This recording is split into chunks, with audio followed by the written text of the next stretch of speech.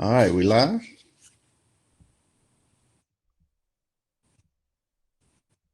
God damn, did I lose my partner? Kimmy? Yeah, we're live. Oh, okay. All right, God damn it. Hey, I was just waiting.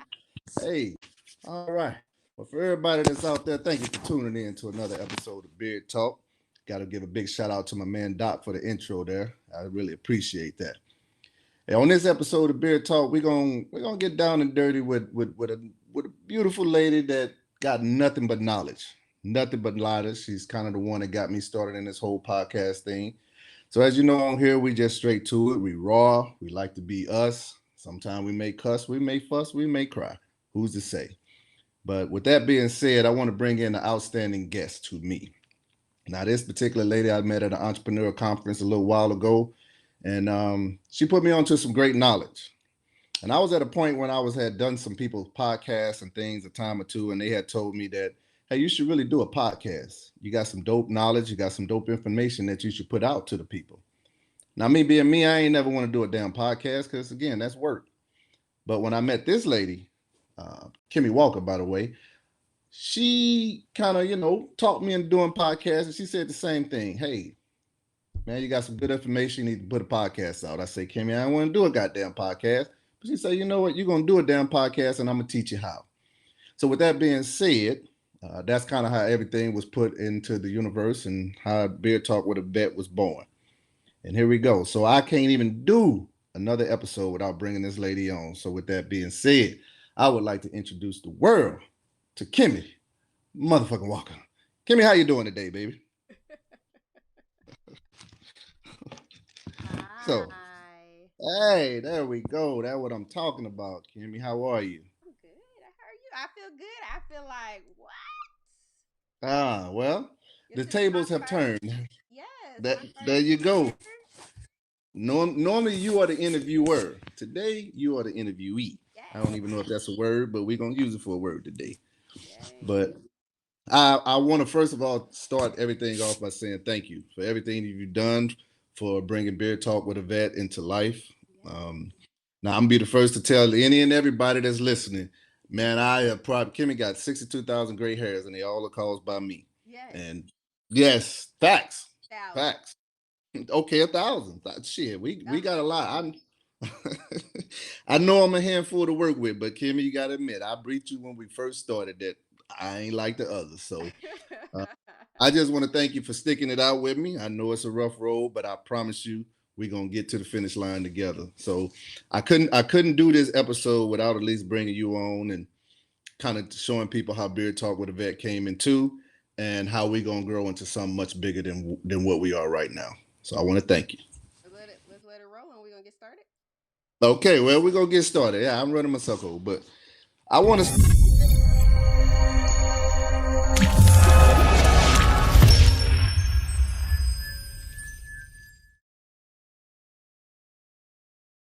Intro.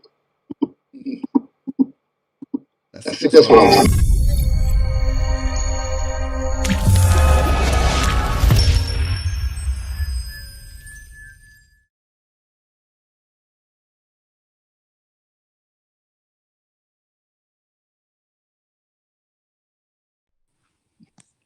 Ah, I had to play it twice so they know it's real. hey, we ain't fucking around. Hit them with it twice, baby, with the left and the right. Now, Kimmy, I just got to start by asking you. Well, first of all, I want you to maybe give your own explanation of as to who you are, and tell the people, yeah, let the people know who you are. Okay. So my name is Kimmy Walker. I am, well, I'm a few things. So I'm a school psychologist by trade, a personal Okay. trainer, a wellness coach, and an accountability coach. So I guess somewhere after everything was kind of done, I lost over 100 pounds through diet and exercise on my own in college. Then I went on to become like a personal trainer and a group exercise instructor, and eventually went on to be a school psychologist where I help people ages 2 through 21 or people with children 2 through 21 Now, navigate. now I gotta say this because you can't just slap the people with this. Now Okay. you say you lost over 100 pounds. Right. Now somebody's gonna be looking at you right now, maybe even hearing your voice like she don't even sound like she was fucking had 100 pounds to lose. I did. So, well, I know your journey, but for the ones that don't, because they may be looking at you going, "Well, shit, I've been trying to lose 100 pounds." You Right. dig? Like, how did you lose a fucking 100 pounds? Woo! Well, it just started honestly with walking. Well, a little bit of there's a long, big old story, but there was some life shifts and a loss of appetite. But it honestly, it did just start with walking, just a little bit of Mm, campus every day, and then slowly building it up. Then I started exercising, but it took a while. It doesn't just come off like that. It doesn't. It just sounds like if people see the end product. right, And it's not even so much losing it; it's sustaining it and maintaining it. So right. different things at different times. So at first it was mainly going to the gym. Well, first actually walking outside, then the gym, then joining different groups. So I found different things around as I went along that kept me interested in it. And Mm, okay. yeah, I fuck with that. Now again, because if I was a stranger just meeting you some, I would call you a liar to your face because I'm like, it's no way you lost over 100 pounds. I But got receipts. I just didn't bring them for this because this ain't my show. right, facts. Well, Yeah, I did. I did. Okay. So you got a few little things under your belt. You say school psychologist, I school correct? psychologist. I help Personal people trainer. with I help people or children or adults, young adults who might have problems academically, behaviorally, social, emotionally, and then everything kind of just fused together with me just being someone who helps people start and implement changes, create new habits, overcome hurdles, and so essentially I help a lot of people in the sectors of business, education, and wellness. Hmm. All right. You know a little something then. You got a little something on your noggin, huh? Ah, that's all right then. So what made you get into like doing podcasts though? Very good. So podcasting, that's a good one. I at the time when I really started my podcast, I was doing a few different business groups. I was doing my things on the side, like I had my fitness and wellness brand, which I still do, which is Kimmy Fitwell.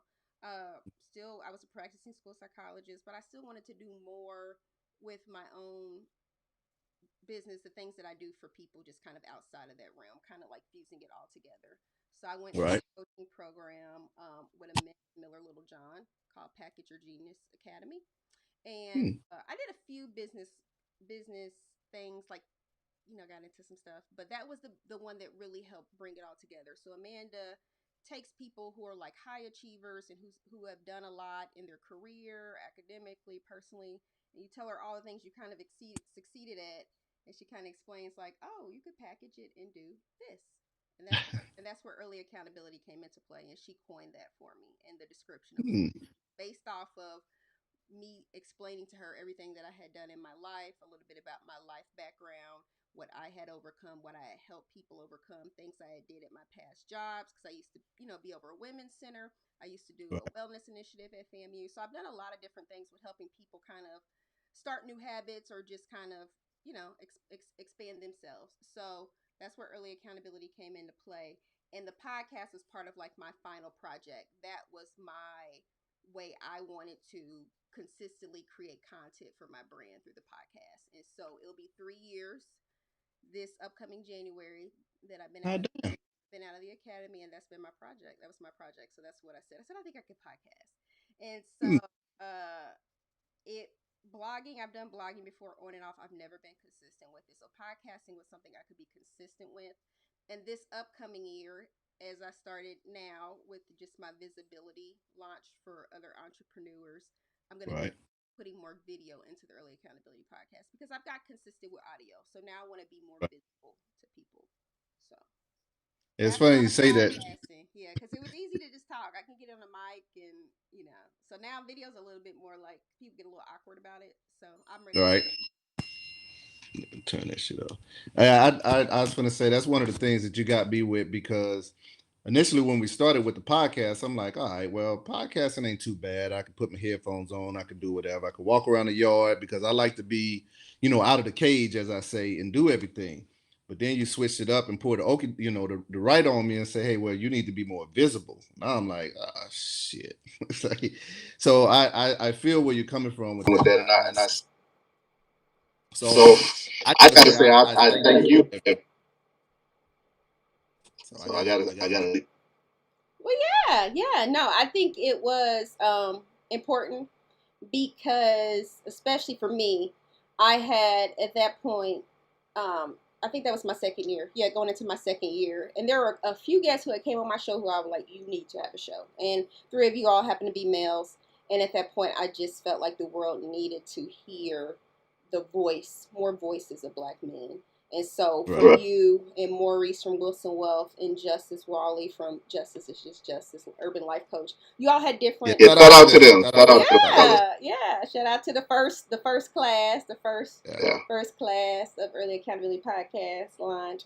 But you all have different things in life, but there's a lot of similarities. But the big thing is people need to hear different voices of black men, and I didn't feel like there were enough black male podcasters. So kudos to you, because I am very proud of all three of you all for doing this. And even when you all are extremely critical, it's very important to get your voices out in the world and have that spirit that lives beyond you. It's crazy you say that because that's actually fact. I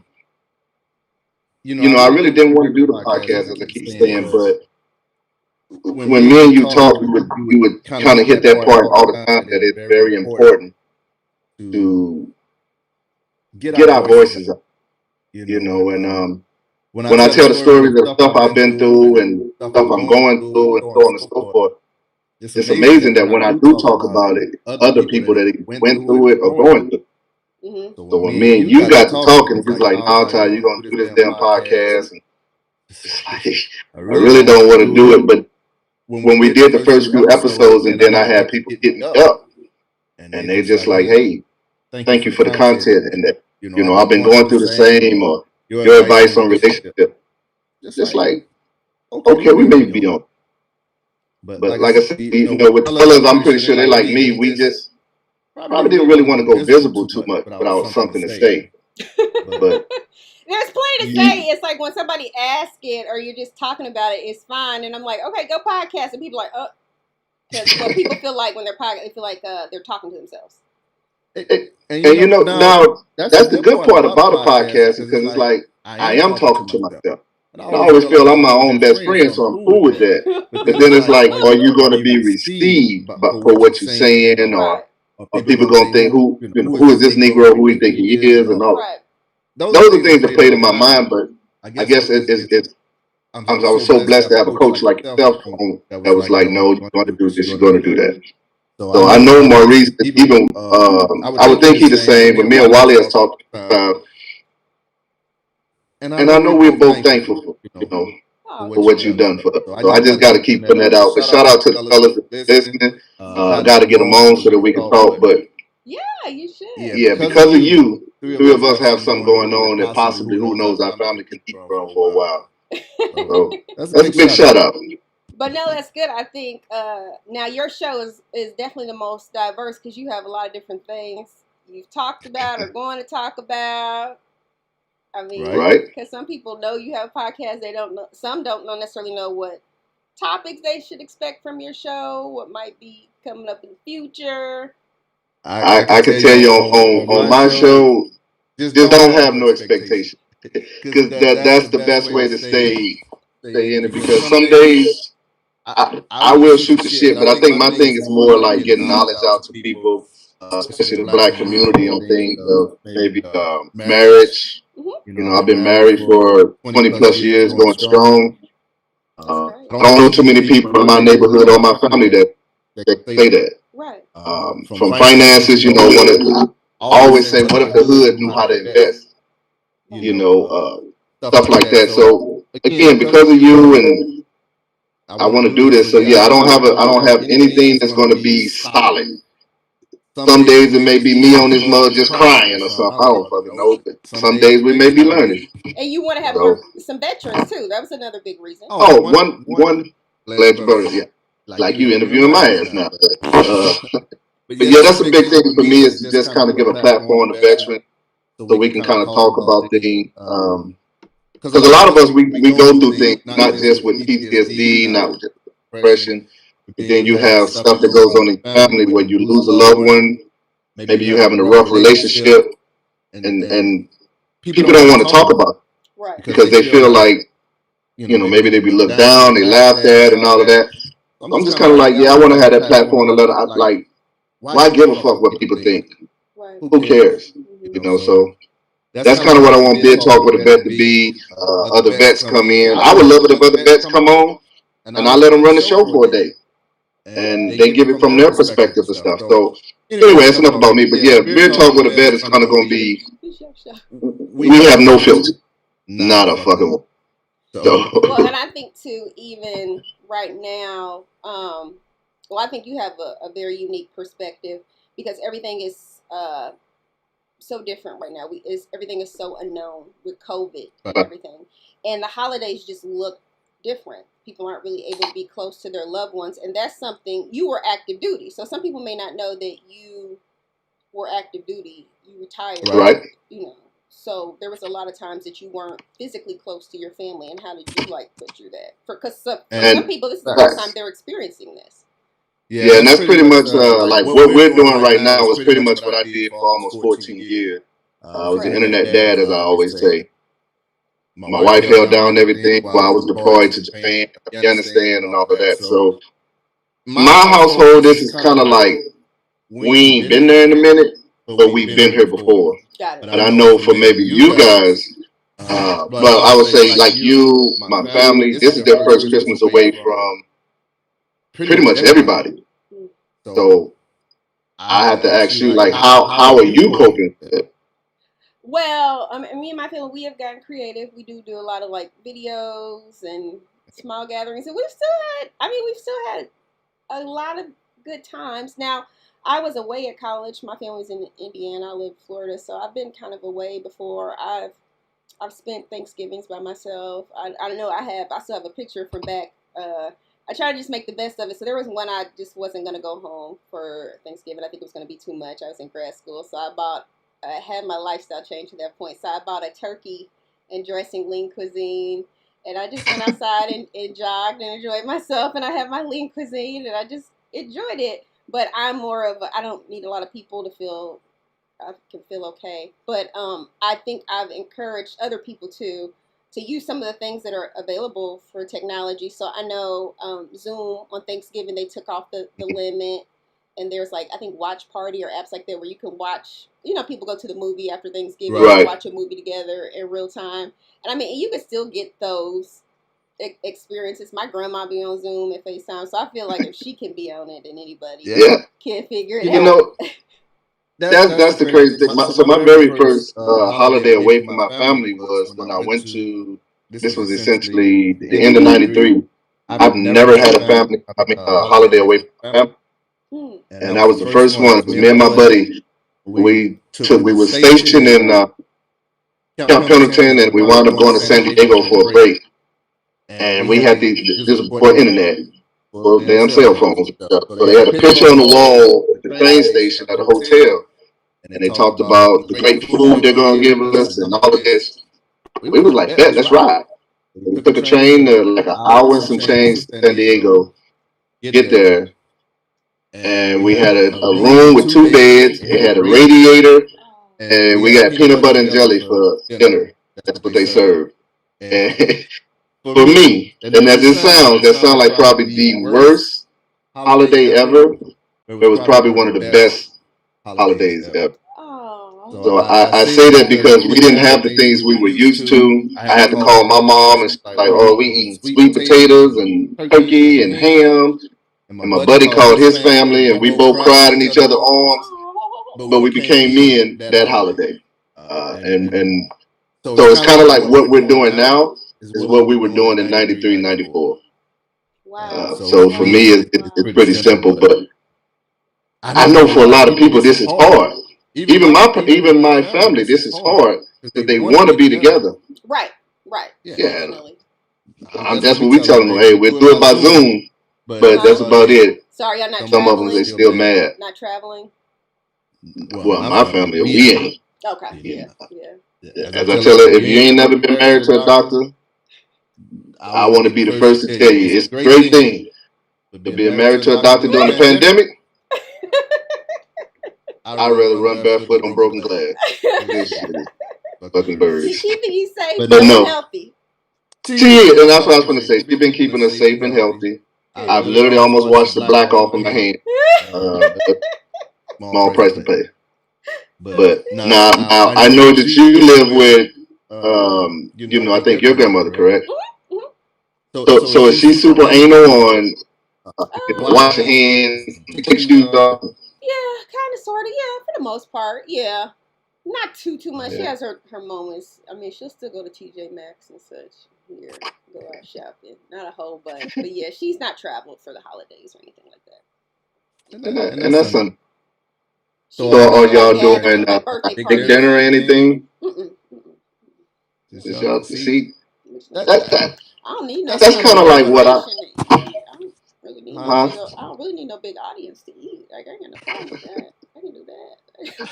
Well, I'm just because you know most people, they gotta have ham, they gotta have turkey, they gotta have stuffing, all of this. Even if it's just 4 people there, they gotta have that. All that stuff. Nah, we got little like things here and there, different things we like, but we just keep on moving. Yeah, it's fun because I feel like this quarantine. It's kind of like what I like. I've already been living like this, but for so many times for the holidays, I just wanted to have like hamburger or something, watch TV. I didn't want to cook a big meal, so I think I may get away with it this year. Oh, what, without having a big meal? Well, see, you could. So right. Now, what is your specialty though? Honestly, I don't really have a specialty because I think everything I cook is damn fire. So I don't have a specialty. But if it was like now I kind of want to do like ribeyes, just kind of smoke a ribeye, stuff like that. I want to kind of tie the ham. Go live and do a cook-off.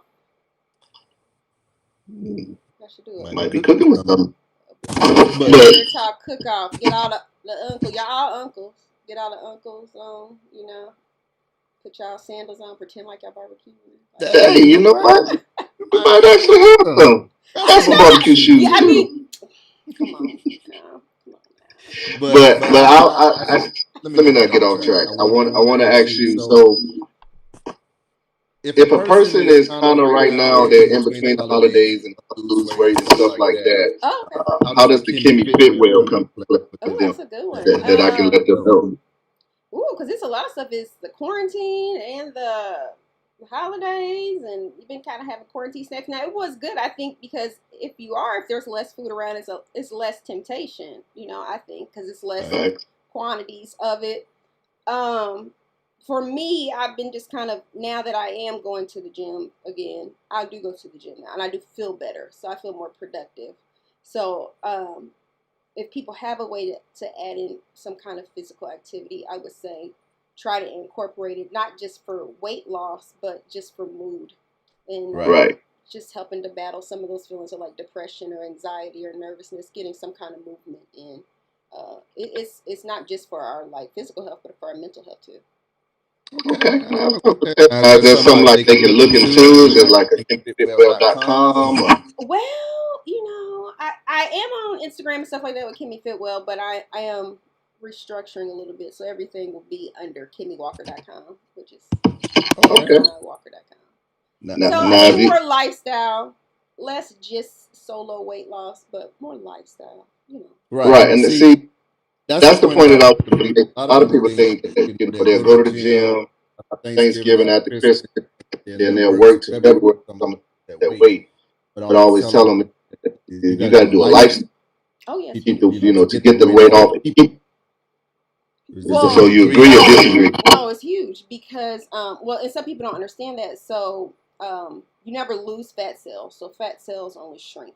So no matter what, I always have like almost 300-pound girl, 5'2" frame worth of fat cells. Fat cells just shrink, and so that's one of the reasons it's easy to kind of regain weight because they didn't leave unless you do something like liposuction or something like that. But biologically, they're there. They stay there. So I think sometimes people don't count into and factor into the fact how much you have to do to maintain it. So losing over 100 pounds and sustaining it at this point versus like my heaviest or known heaviest, I consume, or through diet and exercise, I have about a negative 1,000 caloric intake a day for what I used to take in. And so some people eat like what 12, 1,300 Right. calories a day, and so I pretty much like cut a huge part off of me. And I mean, it's like a child or a teenager, so Right. it's very easy to gain it back. But you know, if you're too drastic, like if it comes off too rapidly, one is it's so easy to yo-yo back because you haven't given your body a chance to adjust. You're just primarily losing water and things like that, and it's not healthy on your heart either. So if you're working out, like when we were in college, we had like extra time. If you're working out 4 hours a day because you're trying to go to a wedding, or I know that Right. we're just using that hypothetically because people are doing a lot of that. But if you're just losing weight, you know, like the soup diet and you're doing all that, and so like once you get there, you're gonna have to do a certain percent of that as sustained because your body's gonna treat you as if you were in starvation mode. It's gonna hold on to anything you give it then. So, and that's where we see like a lot of the yo-yoing and things like that. So when I hear like some of the diets or things people do now, I guess maybe keto or Mhm. fasting or I'm not sure what else people do. I'm just like, yeah, like y'all just it's always gonna be something. It's always gonna be something. You sound like me. I I always tell a lot of people trying to lose weight, like, hey fam, you do understand the lifestyle. Mhm. Like some people think that, okay, well I'm gonna go vegan 6 months and then it's like, no, it doesn't work that way. Right. You know, I I ain't had gonna to say make baby it steps part of to my it, but life, and so I mean, I never, from where I was at, like in high school, and the size I was when I graduated high school, I never would have thought I would have become a personal like trainer. Like if you talk to my like 16-year-old self and be like, oh, you know, one day you're gonna be a personal trainer, like a what, a who, a what? And so that was just honestly really like, you know, branding your battle or taking that and really staying on top of it. So I really wanted to learn more about weight loss and where was the weight going and how to stay healthy. And doing that put me in the field. So it put me in the fitness and wellness field. And then I started working at the rec center on campus. I learned how to teach spinning and other group exercises classes. I got into yoga and mindfulness and the whole mind body experience. And so I immersed myself in it. One, just to learn more, but it also helped keep me accountable because I had those like, well, that's what I was doing for my job. That's how I got paid too. So it's like, okay, I got to go work out because I got to go to work, you know. So that kind of thing. That's why I tell people, and it changes. So at different times, it might be a class that people really like to do, like Zumba or something, or whatever, different ways that you can find to keep yourself engaged, and sometimes social too. There's other things you can do with it. Like I've seen even people, like even during quarantine, I've seen people getting really, well, not even that creative, just still finding ways to be move with their family, like biking, you know, tennis, things where people can social distance, like tennis, just different ways to get out and get their kids moving and get themselves moving and still be physical because you just cooped up in the house all day. right. So, And that's the best time to do it. I have a lot of people that give me the excuses of that too, like couldn't go to the gym because of whatever, couldn't go work out. Like you can work out anywhere. You know, you can if work out in the car.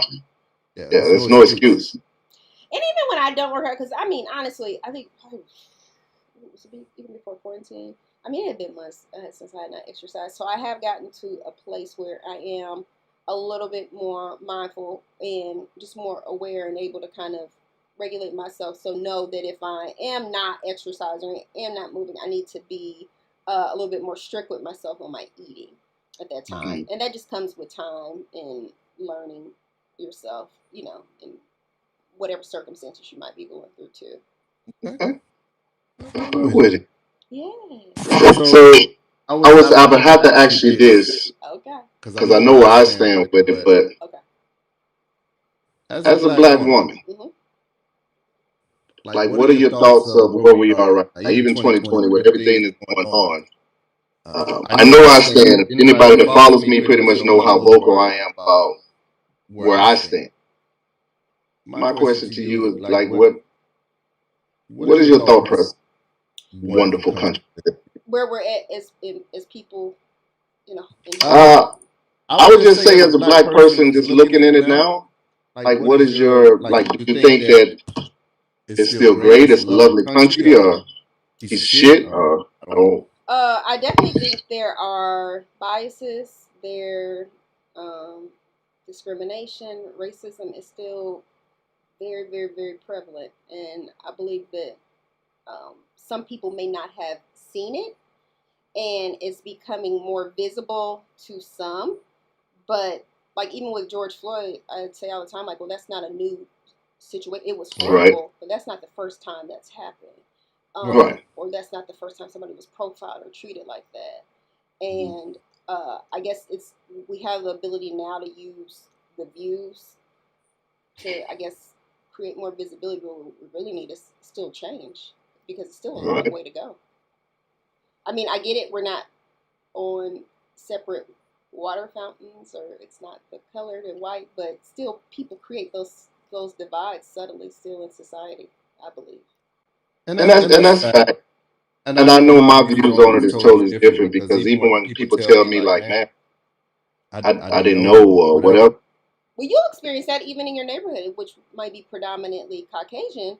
You know, there may be even stigma you had to deal with, or felt, or perception people had, or when it comes to that from both sides. I think maybe more from the majority and the minority. Yeah, that's true, but it's like with me, I'm always like, I can't buy it.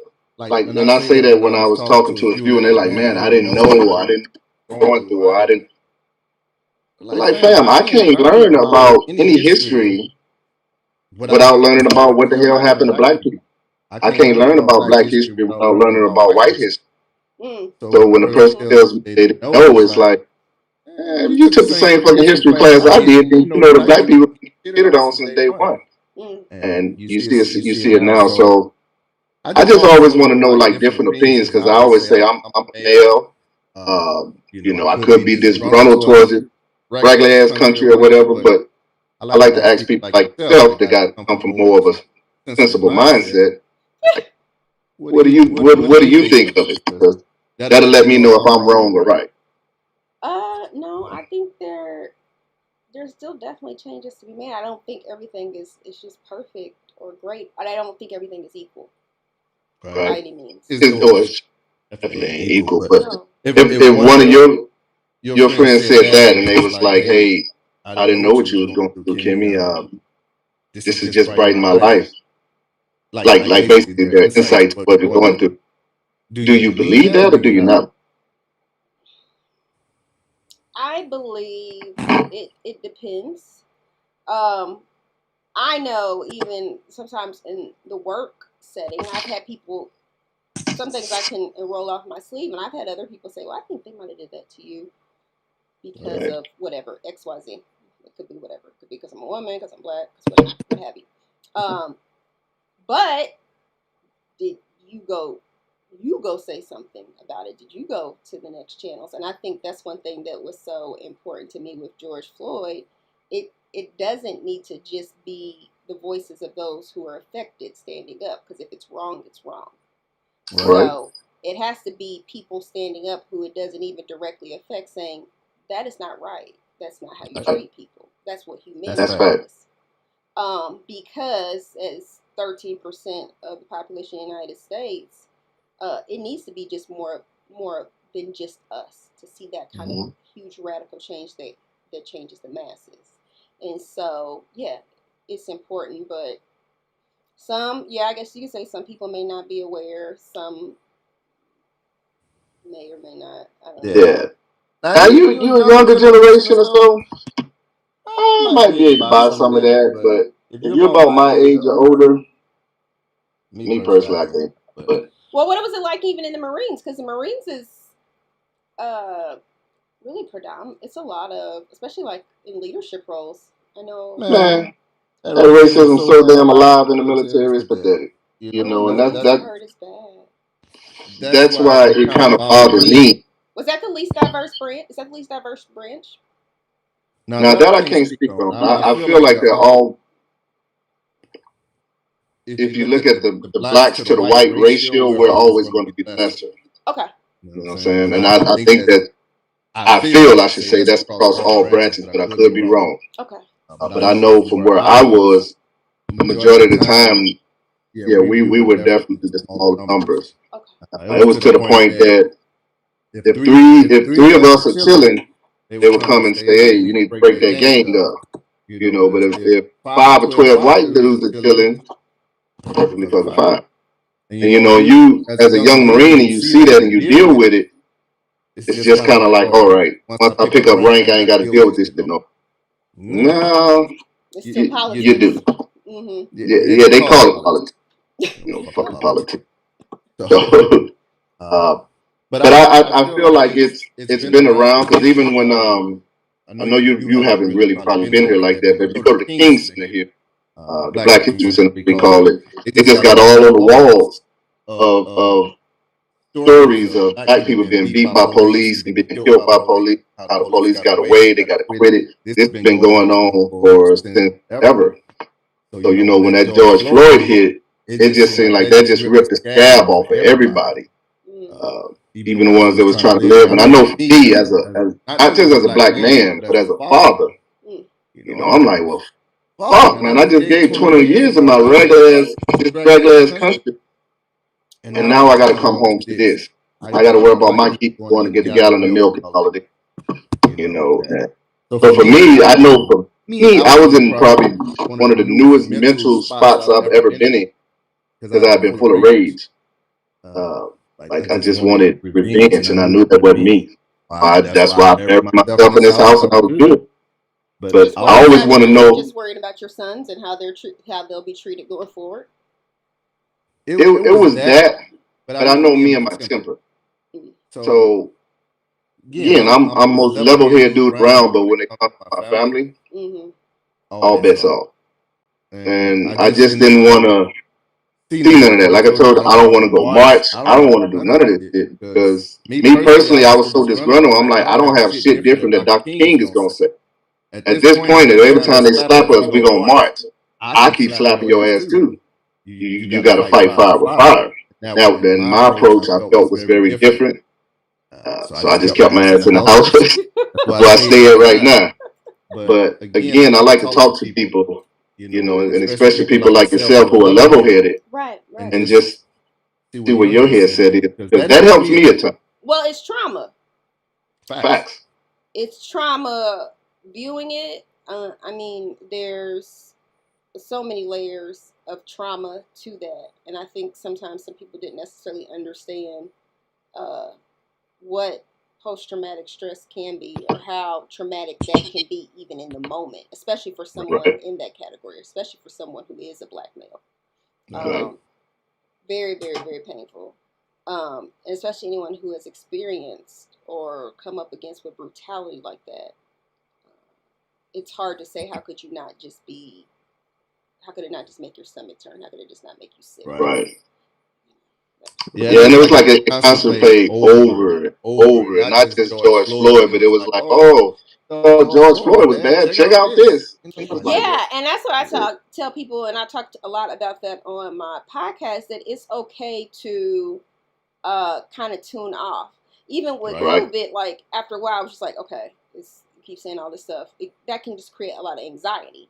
And so to me, I had to be like, I try to be mindful. When I say I try to be mindful of my consumption, I try to be mindful of my consumption across the board. So even with like my social media, or how much I'm reading in the news, or how much I'm taking in, because that can put you in a certain mind frame too. So it's like, all right, first masks don't protect us, then they do, then this, and everything switches. So it's just like you have to kind of have some layers of, okay, I'm going to do about 3 articles a day, get a feel, and I'm going to move on. Same thing with George Floyd, even in the news. Like, how many times do you have to keep living it? Like, I mean, that's even when some people's families or relatives have been, murdered and things like that in court cases. You have to think, they'll just be like, let them plead, because who wants to just keep being, just having seen that their loved ones, like, brutally slain or something like that. Who wants to just keep being exposed to that? Like, that's all kinds of extra trauma on even what has already happened. Now we want you to keep reliving it. Mm-hmm. Yeah, and like you said, you had that. That's why I said I think 2020. I think almost everybody that survived 2020, we all need to go mental counseling. because you can't watch all of those murders, can't watch all those dead bodies, you can't go through all this COVID. 1 minute the president say this and that. It's just been so much that you feel like you found. I don't think you fucked. So a lot of this has kind of been new to everybody, to include myself. And I tell my kids, I say in 2020 alone, I've seen more death than I've seen combat. Because you can't get on social media. I guess what I'm saying is like you've been barricaded in house due to quarantine. Right. So you can only read so many books, only listen to so much radio. You finish. And you're gonna want to pick up your phone and go on social media. But if every time you pick it up, there's somebody getting their head blown off, it's like, I'm losing it. Right. So and I was dealing with teenagers. Some live with me and some calling me. They were crying. Calling me, and now I'm thinking, feel helpless. So when somebody you love or close to you, they're crying and you feel helpless, then I don't know about you, but I start fucking crying too. Right. And I remember, I was making videos, trying to talk. Some people laugh. I didn't really give a shit. And other guys hit me up, and they was crying. And they called me Gunny, of course. Gunny, I thank you. I don't have nobody to talk to. I ain't got nobody at home. So it just got a little crazy. Yeah. So I thought I lost my volume there for a second, but can you hear me? Yeah, I can hear you now. Okay. But I say all of that to say like 2020 has just been a deal. Yeah, I know, and I think too we kind of really only way to go from here is up, right? Yeah. Oh shit, man. My saying is, if you survive 2020, I don't give a damn your business or what. You battle tested. No matter what 2021 gonna bring you, you already battle tested, whether you know it or not. If you fucking can hear my voice right now, you have been battle tested. Right. And if you got a business and that business is still thriving, or even if you're still going, say, baby, you battle. So 2021 can only be the icing to the fucking cake you already made. That's just my two. Well, I think too it's gonna be good when people definitely keep watching your show and your YouTube, because you'll be talking more and we'll be showcasing more of some of the battles you have fought and overcome or still tackling in life. Right. So, because sometimes people just see, that's one thing you told me, sometimes people just see, well, that too, with weight loss, sometimes people just see the after or the before and after, and they don't understand everything that happened in between there. They don't know about the nights crying and you're hungry and you want to get McDonald's and you got turned down. And that's why I took you up on your challenge. Right. Being more visible. Right. Everything, because it's just like with the Kanye moments, as I call them. Some people call bipolar or whatever, but that's fine. I don't care about all that, because there's other people out there going through what I'm going through. And I know some of them look up to me for some odd fucking reason. I don't know why, but they'll look up to me. So it's kind of like if Tyran did this, or Tyran was human about it and he shed tears and he talked about it, then hey, I'm gonna do the same.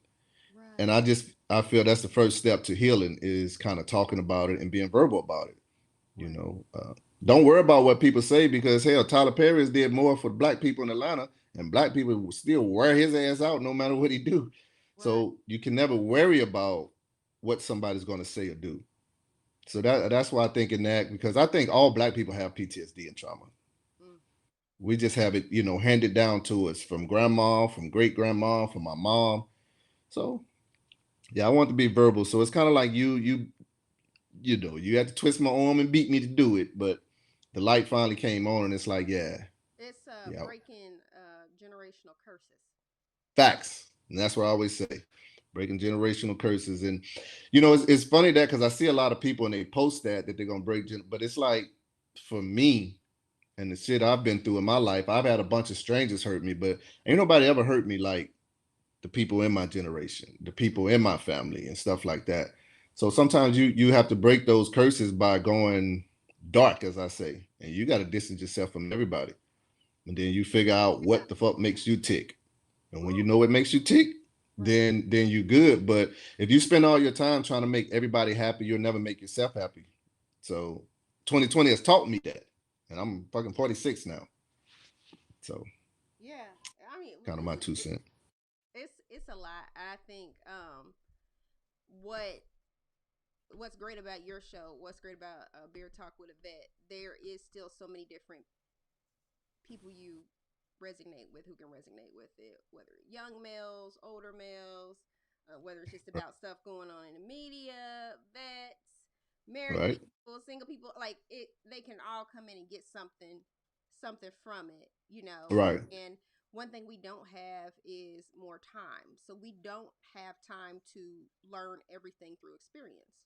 You know, I mean, although you like might tell your kids, "Oh, don't do this, don't do that." Okay, Right. that you're gonna go do it, but honestly, you're really just trying to save them from the do-overs or the headaches Right. that Right. based off of what you learn. And Mm-hmm. sometimes, just listening to that, it's like, well, that could save me time. Or like you said, even things you learn in your business, that could save other people money, Mm-hmm. energy, or what have Facts. you know, things you learn along that. And I think too that's still a way how we break those curses. And like I Right. about investing and learning about that. That's stuff Right. really it's not necessarily I guess typically talked about in like African American families when you're young about investing, Right. 401k, Right. or a group. And that's definitely been so. When you talk to me about the podcast and stuff, that was one of my things that I was like I wanted to do because even when Justice and Maurice was in the mix, I was like, damn, well, Maurice has a lot of financial knowledge that I don't even know about, you know. So obviously having him on and educating black people of because I even now with this little funky ass $600 that they're about to give people, it's like that's a slap in the face to me anyway. But I mean, and when I say a slap in the face, I'm speaking of for people who really need that money. They win a year, and the most you can give them is $600. So I'm like, that's a slap in the face. But if they knew how to take that $600 and stretch it into $3,000, $4,000, you know, I feel like that'd be a good thing. And I feel like that's where, you know, Maurice can come in. Some of them don't know about things. So that's where maybe Wally can come in and hey, man, I lived that life. I was on the streets with you guys and so on and so forth. So it's kind of like, yeah, trying to give a platform to us, you know, and I'm not just saying black people, I'm just saying to us, as in people, male, women, white, black, Right. yeah, just to learn, Yeah. just to learn. hmm The perspective. Because it's yeah, the perspective. I talk to my kids, I talk to them daily, probably so much they sick of me talking, but that's my thing. I'm always talking to them about, hey man, if somebody would have talked to me when I was your age about Right. investing or this, I would probably be a multimillionaire, you know, by Right. now and stuff. So, Right. you know, if you guys learn from the mistakes I didn't make, and hey, so my kids, I know, hell, my son come in now, he telling me about stocks and he's telling me Oh, about a business he good. want to start, and And they're young. so yeah, you know, he my oldest is 23 and my youngest is 20. So he goes back and forth and he talks about stuff, but That's good. it's just good for me to hear. And I'm like, damn, man, imagine if the hood knew how to invest Right. or they knew how to legally stretch their money. hmm It's like there's no way we in 2020 we should still really have ghettos, in my opinion. Hit a legal lick. Yeah, that legal lick. See that you stay to the street, I okay? do. Hey, don't let the 3 degrees fool you now. Nah. Well, look, well, I don't want to drag this out too long, but I do want to say Thank thank you for you. yeah, Thank thank you for everything you've done. But before you go, is there anything that you want to hit the people with, whether it's to follow you, whether it's to check you out on anything, any type of platform? Well, I would love for them to subscribe to Beard Talk with a Vet on YouTube. I Okay. would love for them to follow, like Beard Talk with a Vet on On Facebook. Facebook, goddamn right, people, I please. would love for them to look at and like and Beard Beard talk Talk with with the the vet. Vet. follow Beard Talk Vet on Instagram. Yes, check you out on the website. We have a website, beardtalkvet.com. Pop Facts. look at it. Facts. I mean, it's coming together beautifully. There's some new things coming out. Um, the glow up. Well, I don't know, guys say the glow up. The blow up. The revolution will be televised. Beard Hey, Revolution. Beard TV is in effect. So you Facts. don't see me. I'm behind the scenes and the curtains, but yes, I definitely want everybody to tune into Beer Talk. That's what I'm most excited about. And Okay. of 2021, I want people to see your show, see your podcast, subscribe, listen to the guests, recommend people because there's definitely vets, males, all kinds of walks of life, people who have experienced trauma. I think this is just the beautiful beginning, but I'm excited for it because I know it's gonna grow. Also, life behind the beard. Facts. Life behind the beard. See, Kimmy, that's why I love you. She keep me in check. Now, first of all, I gotta say, Kimmy runs everything. Everything. I mean everything on my show. So if Kimmy was to fucking disappear tomorrow, I'll be talking in the cup and the string. So I I gotta gotta thank thank you you for for that. that. Yeah, Yeah, check check us us out. out. Beer Beer Talk Talk with with the the Vet. Vet. Talk with a vet Or is out Beer here. Talk Vet. It's real serious right now. You know.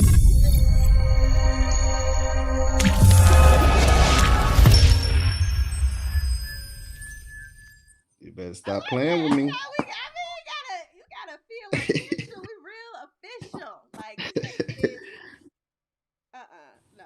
It's Yeah, real. and that's why the first, kind of this episode, but the first live, it had to be with you. Oh, It that's so had to sweet. be. Well, thank you. I'm It, honored. it I'm had to happy be. y'all continue to grow. And it was not about me.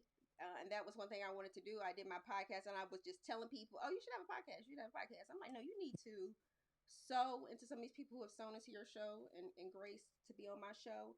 And I am grateful to see that because I believe that's truly how we go forward. We pay it forward. And Facts. seeing you all continue to have your show, that means a lot to me, like I said, because the world, and this was before George Floyd, you all launched this time last year, the world Mm-hmm. to hear more Black male voices, different genres of life, different experiences, because it has value and you deserve to be heard.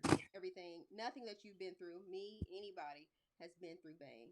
And the world needs to hear that. The world needs to see that. And there's people who in healing ourselves, continue to heal ourselves and help others, we do continue to heal ourselves. And so Right. sometimes, like you said, those words that you might say or you just talk about from what you had, what you thought about from your lowest, it could stop somebody right there from taking their life.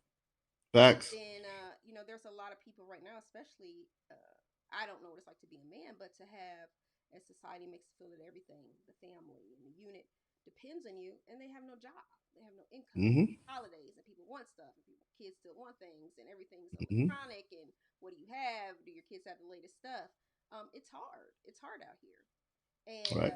so that has value, and I definitely believe and know that it will save lives, and it will give some people that perspective, and even I think for some, even just that first step of knowing it's okay to go forward and get help, or it's okay Right. to this, or it's okay Right. to cry, like you said, Yeah. those things that Yeah. people make seem taboo.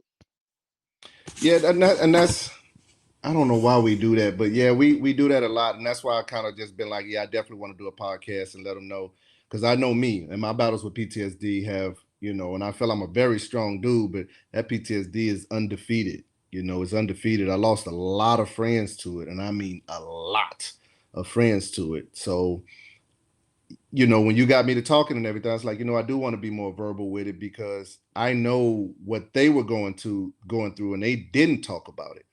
Right. I know what it did to them. So hey, let me talk about it. And I'm blessed enough to be married to a freaking psychiatrist of all damn things to be married to, Right. So yeah, I try to put out a lot of stuff, but I say all of that to say that I thank you for everything. Beer Talk with a Vet would not even function without you.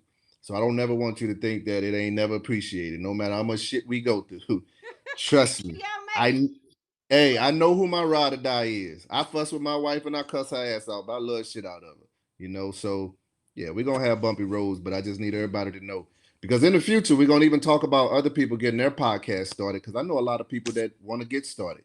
Yeah. So of course, them coming to Kimmy, who got me started and setting up a one-stop shop, is the way to go. You don't have to do shit on your own these days. It's 2020. Nope. It's 2020. We got We have smartphones. time to learn everything. We don't have time. Fucking right. You're supposed to be quarantined any goddamn way. Yeah. So shit. Stay So tuned go, and I'll let you do your outro. All right. Well, I do want to say to everybody that's out there, that's tuning in, whether it's on the podcast or whether you're watching this live, just want to let you know, man, it's okay. You don't have to go through life being perfect. I think that's the beautiful thing in life. We can have some fucked up days. We can have some awesome days. We can cry some days. We can laugh some days. That's the difference in the different moods, and that's cool. So don't ever think that, you got to be a certain way. This movie, your life is your movie. You are the fucking star. You're the director. You're the producer. You're all of that. So if somebody want to say something to it, they just background, which means they ain't really shit. So with that being said, man, I hope everybody stay focused. Check us out, Life Behind the Beard. If you haven't checked us out already, check out our website, lifebehindthebeard.co. You can follow us on Instagram at Life Behind the Beard 101. And definitely subscribe to all of the Beard Talk Vet, whether it's YouTube, whether it's Instagram or Facebook. Please check us out and follow us because we want to put out some great content to y'all. No filters, no holes barred. We're going to say fuck, shit, damn. And then we'll still praise the Lord while we're at it as well. So with that being said, check it out.